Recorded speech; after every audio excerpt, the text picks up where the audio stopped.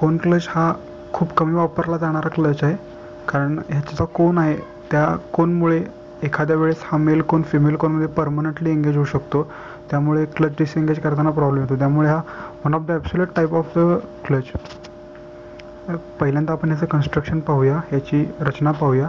हा फिमेल कोन आहे, हा मेल कोन आहे. हा मेल कोन फिमेल कोनला अटॅच होऊन पॉवर ट्रान्समिट करत असतो. इथं आपलं क्लच पेडल असणार आहे. ही स्प्रिंग आहे जी प्रेशर अप्लाय करते मेल कोनवर फिमेल कोनवर अटॅच राहण्यासाठी.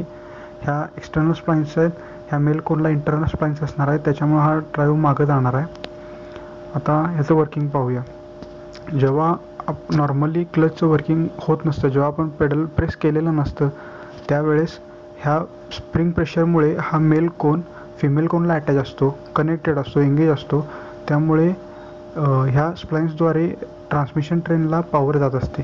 जेव्हा आपण क्लच पेडल प्रेस करतो त्यावेळेला या रिटर्न स्प्रिंग मागं खेचल्या जातात. त्या रिटर्न स्प्रिंग मागं खेचल्यामुळं मेल कोनवरचं प्रेशर कमी होतं. त्या प्रेशर कमी झाल्यामुळे सेंट्रिफ्युगल फोर्समुळं हा मेल कोन मागं येतो आणि क्लच डिसएंगेज होतो. आणि क्लच डिसएंगेज झाला की पॉवर पुढे जायची थांबते आणि आपला क्लच डिसएंगेज होतो.